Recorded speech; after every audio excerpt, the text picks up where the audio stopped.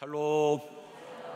우리 방송으로 또 같이 예배드리는 모든 성도들 축복합니다. 옆에 분과 이렇게 한번 인사하겠습니다. 당신은 그리스도의 향기입니다. 우리 지난주에 나눴던 말씀입니다. 일주일 동안 이 말씀대로 여러분 사셨다고 믿습니다. 오늘 말씀을 비추어서는 이렇게 한번 인사해야 될 것 같아요. 옆에 분과 이렇게 이야기하겠습니다. 과정과 결과는 분별되어야 합니다. 이런 질문으로 오늘 말씀을 좀 시작하려고 합니다. 우리에게 막힌 길은 과정일까요? 결과일까요? 도망가는 이스라엘을 가로막았던 홍해는 과정일까요? 결과일까요? 사실은 우리는 그것이 과정이었다는 것을 너무 잘 압니다. 결과가 아니었죠. 그래도 실제 그 현장에 있던 사람들은 그렇지는 않았을 것입니다. 이제 그들은 끝났다 생각할 정도의 자기들이 어찌할 수 없는 큰 홍해가 가로막혀 있었던 것이죠. 우리가 그리스도인으로 믿음의 삶을 살지만 우리에게 부딪히는 모든 일들이 대부분 그렇습니다. 막힌 것을 보면 그 막힌 것이 크면 클수록 이제 끝났나 보다 생각을 하게끔 되어 있죠. 그러나 하나님은 그 모든 것을 과정으로 만들어 버리시는 능력이 있으십니다. 그때 우리가 은혜를 경험한다라고 고백하는 거죠. 홍해를 과정으로 만들어 주시는 경험입니다. 이 땅에 어떤 것도 할 수 없지만 하나님은 하시는 거예요. 홍해를 결과가 아니라 끝이 아니라 과정으로 만들어 주신 하나님의 은혜가 우리들에게 있는 것이죠. 6장에서는 이제 보잡 어린 양이 7인을 떼기 시작합니다. 사실 이 7인을 뗀다고 하는 것은 엄청난 재앙과 심판이 온다는 거예요. 그러면 이 7인이 떼어지는 것, 엄청난 7인이 떼어지는 이 엄청난 사건은 과정일까요? 결과일까요? 사실은 오늘 성경에서도 보지만 사람들은 그것을 결과라고 했습니다. 누가 그것을 능히 견딜 수 있으랴 라고 고백하죠. 보통 우리가 만나게 되는 이 7인에 대한 생각들은 이런 질문에서 시작하는 것이 참 좋습니다. 7인이 과정일까요? 결과일까요? 우리가 만나게 되는 또 7인에 대한 해석들이 있습니다. 여러분들 요한계시록은 해석이 참 많아요. 좀 어려운 책이기도 하고 신비한 책이기도 하기 때문에 그렇습니다. 그런데 대부분의 그 해석의 특징은 어떤 특징이 있냐면 실제 일어났었던 일과 요한계시록의 환상들을 연결시키는 거예요. 이 일이 어떤 일이지? 하고서 연결시키는 것입니다. 우리도 궁금하잖아요. 요한계시록 볼 때 과연 이 7인이 떼어졌는데 첫째인 떼어진 것은 어떤 사건이고 둘째인이 떨어진 것은 떼어진 것은 어떤 사건이고, 그래야 우리가 어떤 일에 대한 준비를 하거나 결정을 하거나 결심을 할 수 있지 않겠습니까? 이렇게 역사적 사건과 어떤 그 환상들을 1대1로 연결시키는 해석에는 크게 3종류가 있어요. 이 기독교 역사적으로 첫 번째는 대부분의 7인이 떼어지는 사건을 초대교회가 경험했던, 그러니까 초대교회 시대에 일어났던 일들로 한정을 시킵니다. 그렇게 해석해요. 두 번째 해석은 예수님이 이 땅에 오신 이후부터 지금까지 어떤 역사적 사건들과 연결시키는 겁니다. 그리고 마지막 세 번째 해석은 아직은 일어나진 않았는데 앞으로 7년 대환란이라고 하는 엄청난 사건이 있는데 7년 대환란이 정확히 어떤 문자적으로 7년인지는 잘 모르겠습니다. 하여튼 7년 대환란이라고 하는 상징적인 이야기가 있는데 그 7년 대환란 동안에 일어나는 일이다 해석하는 해석이 있어요. 그때 이런 일이 있으면 이것이 7년 대환란이다 이런 거죠. 그러면 여러분들에게 제가 오늘 드리는 첫 번째 질문은 초대교회 성도들, 그러니까 요한계시록을 사도 요한, 계시록의 말씀을 환상을 사도 요한이 받았단 말이에요. 그리고 그 받았던 이 말씀을 가지고 초대교회에 계속 필살하든지 해서 계속 다 뿌렸을 것입니다. 다 보았을 거예요. 그러면 초대교회 성도들은, 초대교회 교회들은 이 계시록의 말씀을 보고 이 세 가지 해석 중에 어떤 해석을 했었을 것 같습니까? 당연히 첫 번째 해석입니다. 왜요? 그들은 이미 환난과 고난 가운데 이것이 종말이다라고 생각했기 때문입니다. 그리고 적용에 있어서도 사도 요한 자체도 이 계시록의 말씀을 초대교회 상황과 맞닿아서 해석하려고 했다라고 알려져 있습니다. 한번 예를 들어보겠어요. 이 7인의 심판만 있는 것은 아닙니다. 요한계시록에 7 나팔의 심판, 7 대접의 심판이 나올 거예요. 그런데 이 심판들의 공통점들이 많이 있습니다. 그 공통점 가운데 하나는 앞에 네 개의 심판과 뒤에 세 개의 이 심판 환상이 두 개로 구분됩니다.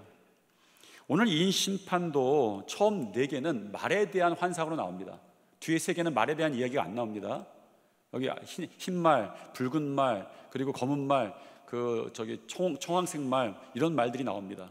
그러니까 이 뒤에 뭐 일곱 나팔의 심판도 그렇고 일곱 대접의 심판도 그렇고 이렇게 네 부분과 세 부분으로 공통적으로 나누어져요. 오늘 그 인심판을 보면 그런 형식을 띠고 있는데 2절부터 8절까지 한번 살펴보겠습니다. 2절에 첫 번째 말이 나와요. 한번 읽어보겠습니다. 이에 내가 보니 흰 말이 있는데 그 탄자가 활을 가졌고 면류관을 받고 나가서 이기고 또 이기려고 하더라. 그러니까 초대교회 성도들은 이 말씀을 받고 무슨 생각이 떠올랐을까요? 이거는 어떤 거다 떠올랐을까요? 그 당시에 근동 지방, 그 중동 지방 근동에 새로운 신흥 제국이 하나 떠올랐습니다. 파르티아 제국이라는 제국이었어요. 로마의 세력을 위협할 정도로 막 신흥 세력으로 떠오르기 시작했습니다. 그런데 이 제국의 특징이 하나 있었어요. 왜 그렇게 강한가? 그 당시에 잘 안 쓰는 기술을 쓰기 시작했습니다. 그것은 말 위에서 활을 쏘는 거였어요. 아마 이런 것들을 보면 초대교회 성도들, 이 흰말을 탄 자들은 이 파르티아 제국의 뜻하나 보다, 이런 생각이 어쩌면 떠올랐을 수도 있습니다. 두 번째 말을 한번 보죠. 4절입니다. 읽겠습니다. 이에 다른 붉은 말이 나오더라. 그 탄 자가 허락을 받아 땅에서 화평을 제하여 버리며 서로 죽이게 하고 또 큰 칼을 받았더라. 그러면 초대교회 성도들은 이 붉은 말을 탄 자가 이 말씀을 들을 때 딱 떠오르던 어떤 세력이 있었을까요? 있었습니다. 로마였어요. 왜냐하면 이 표현 가운데 재미있는 표현이 하나 나옵니다. 큰 칼, 헬라어로는 마카이라 메갈레라는 말인데, 그 당시의 기록들을 보면 이 마카리아 메갈레라는 말은 로마 병사들이 찾던 큰 칼을 지칭할 때 표현하는 표현이었어요.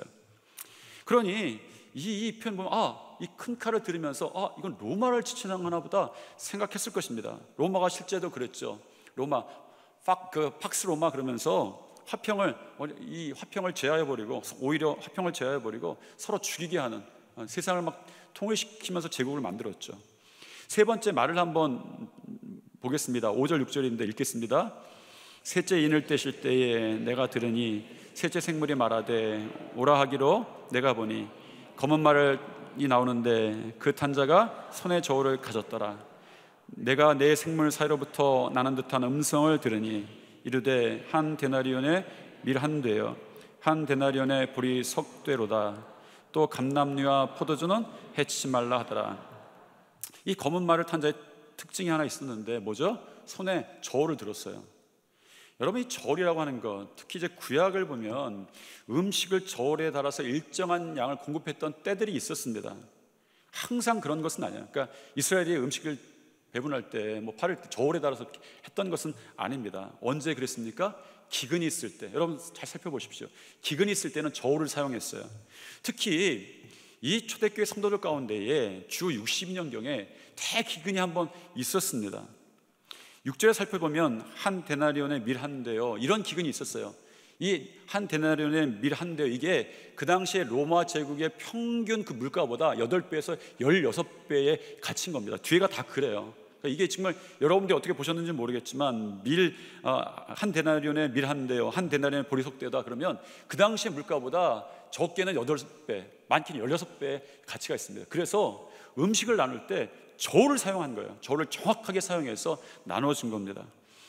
여러분 그렇다면 초대교회 성도라고 한다면 이 기근을, 그들이 경험했던 기근을 검은 말이다라고 생각했지 않겠습니까?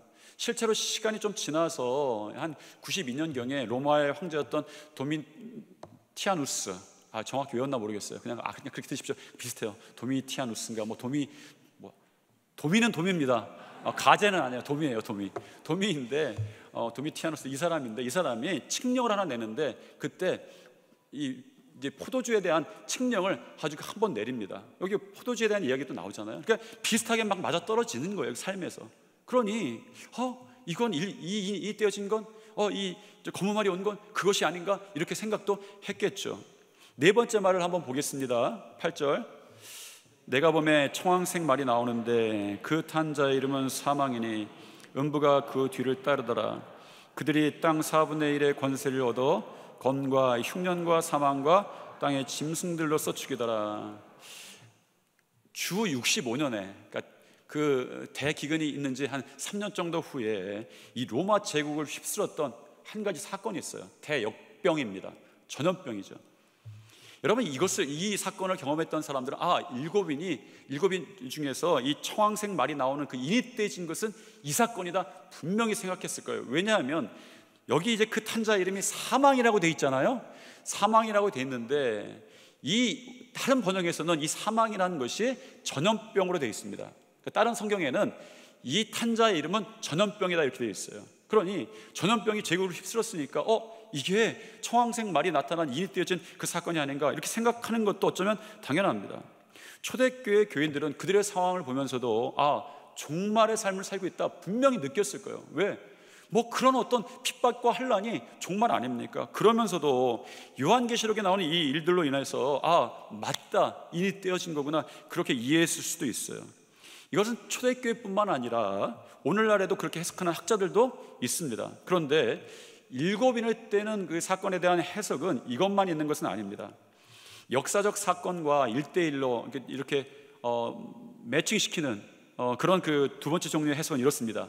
예수님이 오신 때부터 지금까지 일어났던 일 중에서 인이 떼어진 사건을 구별해내는 거예요.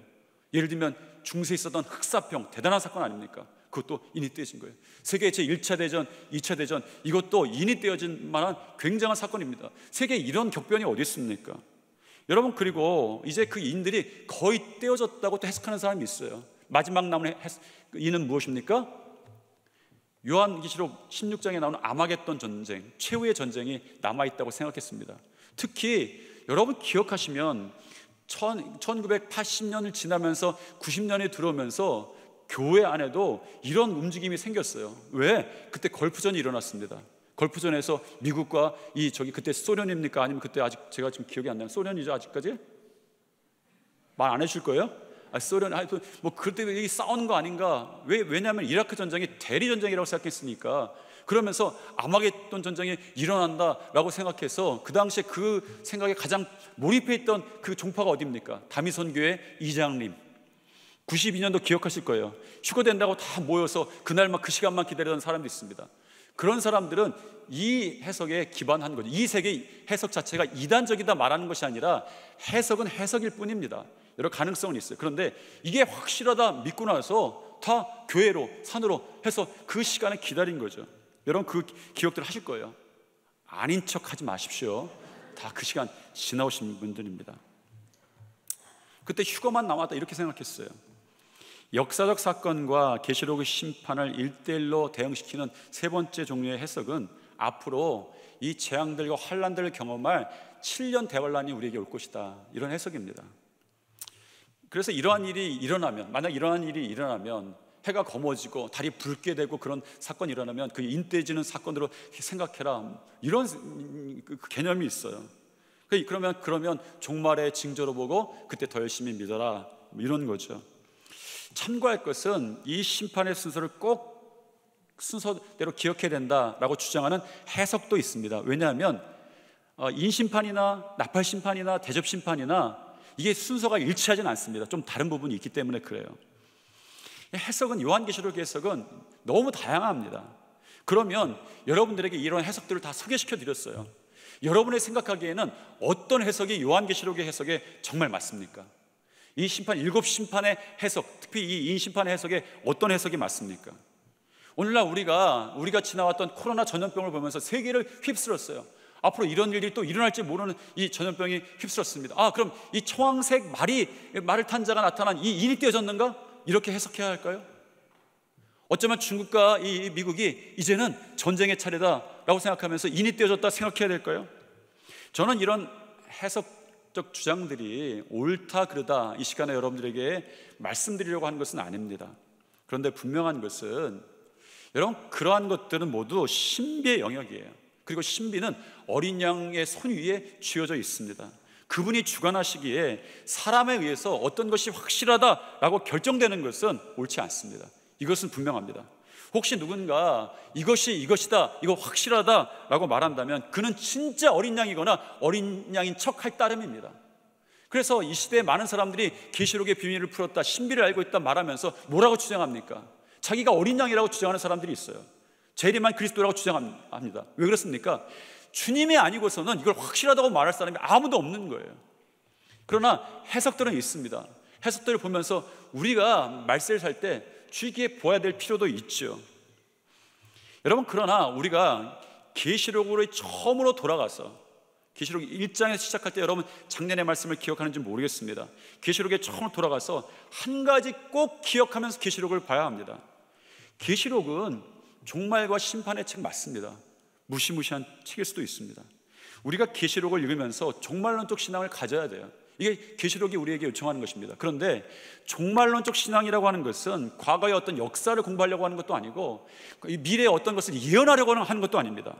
정말 종말론적 신앙이라고 하는 것은 우리 주님께서 이 계시록을 통해서 요청하시는 것은 깨어 있으라라는 주님의 말씀인 거예요.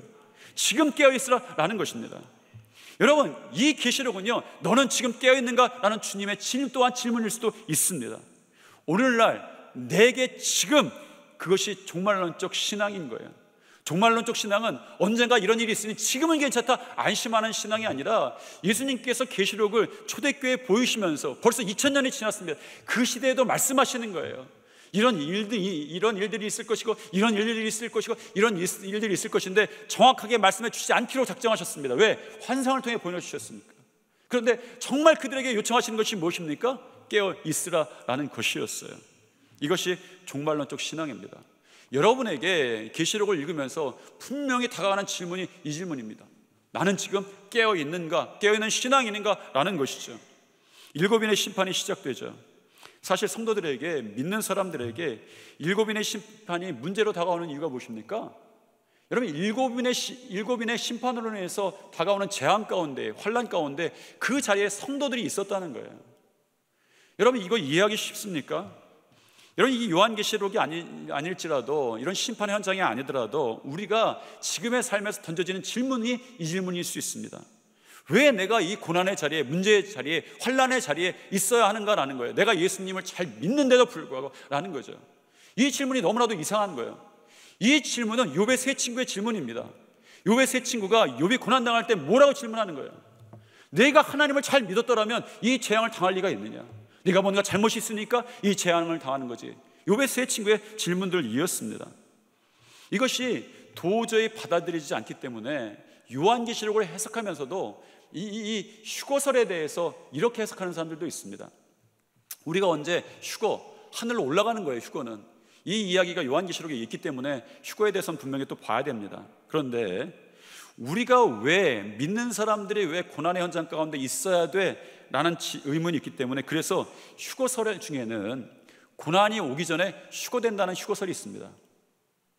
여러분 1980년대 보셨던 영화 기억나실 거예요. 아마 제목이 휴거일 겁니다. 거기에 어떤 청년인가요? 주인공이 갑자기 정신 차려 보니까 주변에 사랑하는 사람들이 다 없어졌어요. 그 예수님을 잘 믿던 사람들은 다 하늘로 올라갔습니다. 자기만 남았어요. 자기는 예수 믿었는데 자기는 신실하진 않았던 모양이에요. 그러니까 잘 믿던 사람들은 하늘로 올라가는 거예요. 고난의 현장에 성도가 있다는 것이 이해되지 않아서 고난 전에 휴거된다는 거예요. 제대로 믿은 사람들은 7년 대환란 같은 것은 해당하지 않는다라는 것이죠. 그 영화 보셨죠? 산부예배는 이렇게 모른 척 하깁니까? 다 보셨잖아요. 다 여기 다 연식이 그 영화 다 보시고 무서워서 벌벌 떨으셨는 것 같아요. 진짜 이런 일이 있을까? 그 당시에 저도 막 무서워, 이런 일이 정말 있으면 어떡하지? 이렇게 벌벌 떨었단 말이에요.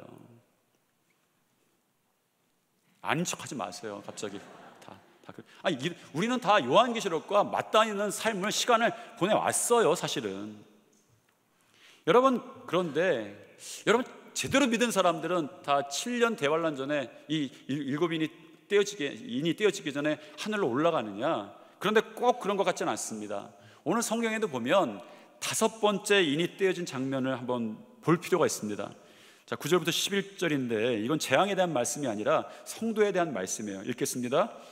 5째 인을 떼실 때에 내가 보니 하나님의 말씀과 그들이 가진 증거로 말미암아 죽임을 당한 영혼들이 제단 아래에 있어 큰 소리로 불러 이르되 거룩하고 참되신 대주제여, 땅에 거하는 자들을 심판하여 우리 피를 갚아주지 아니하시기를 어느 때까지 하시려 하나이까 하니, 각각 그들에게 흰 두루마기를 주시며 이르시되 아직 잠시 동안 쉬되 그들의 동무 종들과 형제들도 자기처럼 죽임을 당하여 그 수가 차기까지 하라 하시더라. 이 말이 무엇입니까? 이니 떼어진 가운데 있는 성도들에 대한 이야기예요. 주님께서 수가 차기까지 라는 말씀을 해주십니다. 분명히 보이는 것이 있죠. 무엇입니까? 그 고난의 현장에 성도들이 있다는 거예요. 그 수가 차기까지. 사실 인이 떼어지는 이 고난과 환난의 현장은 어쩌면 성도들의 삶에서 특별한 상황은 아닙니다. 항상 우리에게 다가오는 문제죠. 내가 예수님을 믿는데 다가오는 문제이기도 합니다. 7인이 떼어지는 이 환상의 현장이 이것을 정확하게 보여주죠. 고난이 임하는데 성도들도 거기 있었다라고 숨기지 않고 말씀해 주십니다. 여기서 우리가 이 일을 해석하기 위해서, 요한계시를 보기 위해서 정말 해야 되는 중요한 질문 하나가 있습니다. 7인이 떼어짐이 과정인가 결과인가 라는 것입니다. 이렇게 다시 질문할 수 있어요. 고난은 과정인가 결과인가 라는 것입니다. 여러분은 여러분이 당하는 고난을 어떻게 이해하고 계십니까? 이 물음이 정말 중요한 물음이죠. 고난이 임하는 곳에 성도가 거기에 있다라는 사실에 대한 유일한 대답이 거기에 있기 때문입니다. 6절까지 인이 떼어졌을 때 세상 사람들의 반응은 이렇습니다. 17절 말씀입니다. 읽겠습니다. 그들이 진노의 날 큰 날이 이르렀으니 누가 능히 서리요. 누가 능히 서리요. 다른 번역본에 이렇게 되어 있어요. 누가 능히 견디리요 라는 거예요. 견딜 사람이 없다는 거예요. 여러분, 인이 떼어지는 것이 어디 보통 일이었습니까? 아주 끝장났다라고 생각할 정도의 대단한 일이었어요. 그것은 세상 사람들은 말합니다. 그것은 너희 그리스도인들도 마찬가지야 라는 것입니다. 앞절에 우리가 읽었던 17절 앞절에 보면, 16절에 보면 임금들도 왕족들도 장군들도 부자들도 강한 자들과 모든 종과 자유인들도 굴과 산들과 바위 틈에 숨어서 이렇게 다 한결같이 얘기하는 거예요. 아무도 이것을 견디지 못합니다. 왕의 경험도 얘기하는 거예요. 아무도 이것을 견디지 못합니다. 여러분, 그 대신들의 경험도 다 똑같이 얘기하는 거예요. 부자였건 종이었건 자유인이었건 그들의 모든 경험을 끌어와도 이것은 누가 감당할 수 있는 일이 아닙니다. 아무도 견디지 못합니다. 한결같이 이야기하는 거예요. 이게 정상적인 반응입니다. 인이 떼어지고 오는 재앙은 끝장난 일인 거예요. 이것은 살아남은 그리스도인들도 마찬가지입니다. 그 재앙들을 하나하나 보십시오. 끝장나는 일, 결과로 보이는 일이죠. 실제로 여러분의 삶에 이런 일들이 부닥쳤을 때, 고난이 왔을 때, 힘든 일이 있을 때, 문제가 있을 때, 다 끝났어, 이렇게 주저앉아서 힘들어서 울던 적 없습니까? 어떤 문제 가운데 그렇게 주저앉아서 이제는 끝장이야, 나는 끝장났어, 내가 끝장남으로 내 가정이 끝장났어, 내 자녀는 어떻게? 내 사업은 끝장났어, 내 인생은 끝장났어, 울던 시절이 없습니까? 여기에 분명히 있으실 거예요. 어떤 분은 관계의 문제로, 어떤 분은 병의 문제로, 어떤 분은 사업의 문제로, 여러 가지 문제로 이길 수 없는 벽 앞에서 이제는 끝장이야 주저앉아 있었던 분이 있을 것입니다. 그런데 여러분들이 반드시 기억해야 될 것이 있습니다. 7인은 결과가 아니라는 거예요. 고난은 결과가 아니라는 것입니다. 우리에게 어마어마한 재앙이 닥쳤더라도 그것은 결과가 아닙니다. 과정입니다. 고난이 왜 과정입니까? 고난도 주님의 손 위에 올려져 있기 때문입니다. 요한계시록에서 말씀하시는 것이 그것이에요. 고난에 대해서도 말씀하십니다. 환난에 대해서도 말씀하십니다. 심판에 대해서도 말씀하십니다. 그런데 심판을 바라보라, 고난을 바라보라, 하늘이 붉어진 것을 바라보라, 해가 검어진 것을 바라보라 라고 말하지 않습니다. 7인을 떼신 어린 양을 바라보라 라는 것이죠. 여러분, 그렇게 바라본다면 여러분 알게 될 것입니다. 모든 것은 주님의 손 위에 올려져 있습니다. 여러분이 7인이 떼어지는 것을 보면서 가장 주목할 것은 재앙이 아닙니다. 고난이 아닙니다. 그렇게 무시무시한 영화를 만들어내는 것이 아니에요. 7인이 떼어질 때마다 보여주는 것이 있습니다. 고난이 온다는 이야기가 먼저가 아닙니다. 잘 살펴보십시오. 재앙이 온다는 이야기가 먼저 시작하지 않습니다. 그 인을 떼신 분에 대한 이야기를 시작하시죠. 어린 양이셨다라고 이야기합니다. 어린 양께서 첫째 인을 떼실 때에 어린 양이 둘째 인을 떼실 때에, 어린 양이 셋째 인을 떼실 때에, 이 말은 인을 떼는 것도 주님의 손위에 있다라는 것이고 고난도 주님의 손위에 있다라는 것입니다. 요한계시록을 통해서 초대교회 교인들로부터 주셨던 말씀, 전했던 말씀은 이 모든 것이 주님의 손위에 있다라고 말씀하시는 하나님의, 우리 주님의 음성이었어요.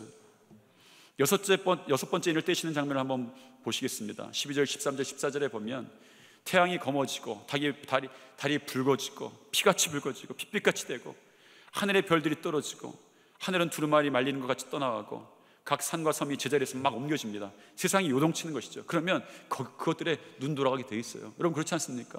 앞으로 이런 일들이 실제 문자적으로 일어날지 모르겠지만 여러분 태양이 검어지고 이 달이 핏빛같이 붉어지고 여러분 그 막 사방에 지진이 나고 섬들이 막 요동친다면 여러분 그거 눈 돌아가지 않겠습니까? 그런데 여러분 이 환상을 보았던 사도 요한의 눈에는 무엇이 보였겠습니까? 이런 것들조차 7인을 떼시는 어린 양의 손을 보니까 그 손에 올려져 있는 거예요. 왜? 모든 것이 산들도 해와 달도 하나님의 창조물입니다. 창세기에서 하나님께서 천지를 창조하셨고 그리고 요한계시록은 거두시는 장면이죠. 만드시는 분도 하나님이시고 거두시는 분도 하나님이신 거예요. 사도 요한의 눈엔 그게 분명히 보였을 거예요. 여러분 그런 일들의 눈길을 안 빼앗겼을 것입니다. 하나님이 보였을 거예요. 인을 떼시는 분의 주권을 환상을 통해서 보여주시는 것이죠. 여러분 다시 한번 말씀드립니다. 성도들이 인이 떼어질 때마다 보아야 하는 것은 달이 검어지는 것이 아닙니다. 별이 떨어지는 것이 아닙니다. 각 산과 섬이 옮겨지는 것이 아닙니다. 그 인을 떼시는 예수 그리스도를 바라보라 라는 것입니다. 그것을 옮기시는 하나님의 손을 바라보라 라는 것이죠. 여러분이 요한계시록을 읽는데 성공했다면 그것은 요한계시록의 내용을 샅샅이 알았다, 해석했다라는 것이 아니라 예수 그리스도를 바라봤다라는 것이죠. 여러분들 이 요한계시록을 보시는데 성공하시기를 바랍니다. 예수님이 보여야 되는 것이죠. 여러분 우리가 왜 실패하는가? 낭망에서 멈추는가? 과정과 결과를 혼동해서입니다. 여러분 고난에서 승리하고 싶습니까? 해가 검어지고 달이 핏빛같이 붉어지고 하늘의 별들이 떨어지고 각 산과 섬이 요동쳐도 여러분 그 속에서 승리하고 싶으십니까? 그러면 과정과 결과를 혼동하지 마십시오. 출애굽한 이스라엘 백성들이 홍해 앞에 섰을 때 그것이 결과다라고 생각했을 수도 있습니다. 골리앗 앞에 섰을 때도 그것이 결과 같았을 것입니다. 끝장난 것이죠. 그것이 끝이라고 생각했겠죠. 그런데 그렇지 않았죠. 그런데 성경에 보면 이런 이야기, 그 이야기들뿐만 아닙니다. 성경에 나온 모든 기록들 앞에 나타난 문제는 무엇이었습니까? 어떤 것이 있을 때, 문제가 있을 때, 고난이 있을 때 이것이 결과다라고 속삭이는 사단의 음성이었습니다. 여러분에게 이것이 끝났다라고 하는 음성은 결코 주님의 음성이 아닙니다. 어린 양의 음성이 아닙니다. 왜? 주님의 손에 모든 것이 올려져 있으므로 그것이 끝일 수가 없는 거예요. 이사야 53장 5절에 보면 이런 이야기를 예수님 오시기 전에 예수님에 대한 예언을 한 적이 있습니다. 이사야 선지자가 같이 한번 읽겠습니다. 그가 찔림은 우리의 허물 때문이요 그가 상함은 우리의 죄악 때문이라. 그가 징계를 받음으로 우리는 평화를 누리고 그가 채찍에 맞음으로 우리가 나음을 받았도다. 뭐예요? 예수 그리스도조차 고난을 받는다는 이야기입니다. 왜? 넘어뜨리기 위해서. 그는 그리스도지만 찔린다 말합니다. 상한다 말합니다. 채찍에 맞습니다. 그런 상처의 흔적들이 남을 거라고 이야기하고 고통스러울 거라고 이야기합니다. 재앙이고 고난이죠. 그런데 사실은 그것이 아니라고 이사야 선지자는 그의 글 속에서 분명히 드러냅니다. 이 글 속에서 채찍에 맞다라는 이사야의 이 표현은 히브리어로 하브라라는 말을 씁니다. 하브라라는 말은 채찍에 맞다라는 뜻도 있지만 큰 상처를 입다, 심한 멍이 있다, 그리고 아주 상한다 이런 뜻이 있어요. 그런데 채찍에 맞다, 이 하브라라는 히브리어는 하바라는 단어로부터 생긴 말이에요. 그러면 의미가 비슷해야 될 거 아닙니까? 근데 하브라라는 말이 하바라는 말에서부터 나왔는데 하바라는 말은 전혀 다른 말입니다. 이런 뜻을 가지고 있어요. 연합하다, 결합하다, 동료가 되다 이런 말이에요. 그러니까 연합하다, 결합하다, 동료가 되다라는 말로부터 채찍에 맞다라는 이 표현을 쓰게 된 것입니다. 이사야는 이 표현을 쓰면서 이런 상상을 했었을 거라고 생각합니다. 상처가 있지만 상처가 하나님과 연합하는 일이 됐어요. 채찍에 맞지만 그 채찍에 맞음으로 인해서 오히려 더 하나님과 결합하는 일이 되는 거죠. 고난 속에서 주님과 동행이 되는 일이 벌어지는 거예요. 이사야는 이 예수님에 대한 이해를 하면서 이런 것들을 생각했을 것입니다. 상처나 채찍에 맞는 것이 결코 결과가 아니라 과정인 것이죠. 아마 사탄은 그렇게 생각했을 거예요. 그런 계획을 가졌을 것입니다. 채찍에 때리고 상처를 입히고 넘어지고 꾸러지면 그것이 결과라고 생각했을 것입니다. 그런데 하나님께서 그것을 과정으로 만드셔서 연합하게 하시고 결합하게 하시고 동료가 되어주셨다는 거예요. 이것이 이사야 선지자의 고백입니다. 우리에게는 누구에게나 풀어야 하는 인생의 삶의 숙제가 있는 것 같아요. 그런데 필요한 것이 있습니다. 구별하는 일이에요. 숙제를 혼동하면 과정과 결과가 뒤바뀝니다. 성경에 나오는 아브라함의 인생의 최대 숙제는 무엇이었습니까? 그가 생각한 자신의 인생의 숙제는 믿음으로 아들을 낳는 거예요. 왜? 성경에 보면 믿음으로 아들을 낳는 과정에 대한 이야기가 아브라함의 얘기에 많은 부분을 차지합니다. 그러니까 아브라함이 풀어야 될 인생의 숙제이죠. 자기가 나이 많아 늙었을 때까지 그 인생의 숙제입니다. 이 인생의 숙제를 풀기 위해서 많은 일들이 그에게 있었죠. 결국은 아들을 낳습니다. 숙제가 끝났죠. 그러나 이것은 아브라함이 스스로 생각한 자신의 인생의 숙제였어요. 하나님께서 아브라함에게 던져주시는 진짜 인생 숙제는 따로 있었습니다. 바로 그렇게 믿음으로 낳은 아들을 하나님께 제물로 바치는 순종의 믿음의 숙제였어요. 다른 숙제가 그에게 온 것이죠. 아브라함의 손자 야곱이 있습니다. 야곱이라는 이름의 뜻은 발 뒤꿈치를 잡은 자, 약탈자 이런 뜻을 가지고 있습니다. 이렇게 해석합니다. 그가 나중에 하나님으로부터 불리게 된 이름이 있어요. 이스라엘입니다. 이 이스라엘이라고 하는 뜻은 하나님께서 다스리신다라는 뜻까지 갑니다. 야곱의 인생의 숙제는 무엇이었습니까? 장자권, 축복이었어요. 그걸 갖는 것입니다. 장자권, 축복은 자기가 이 하나님께서 주시는 축복이었어요. 그러니까 야곱은 하나님께 축복받은 삶의 증거가 나타난 사람으로 살고 싶었습니다. 그 숙제를 풀기 위해서 그가 정말 야곱처럼 살았어요. 여러분, 그 일을 이루기 위해서 수단과 방법을 가리지 않고 빼앗고 소유하고 쟁취했습니다. 아주 치열하게 살았죠. 결국은 아내들도 얻고 자녀들도 얻고 거부가 되었습니다. 무일푼에서 기적을 이루었어요. 그 당시에 장자권의 축복을 받은 그 부를 이야기하라 한다면 야곱이 했던 것은 그것을 훨씬 능가하는 것처럼 보였습니다. 그러나 그것은 야곱이 스스로 자신이 생각한 자신의 인생 숙제였어요. 하나님께서 그의 인생에 던져주신 인생의 숙제는 야곱이 아니라 이스라엘이 되는 것이었습니다. 하나님은 야곱의 인생을 살았던 그의 치열한 인생 여정을 통해서 야곱의 부에서 그 멈추지 않고 그를 이스라엘로 이끄시고자 했습니다.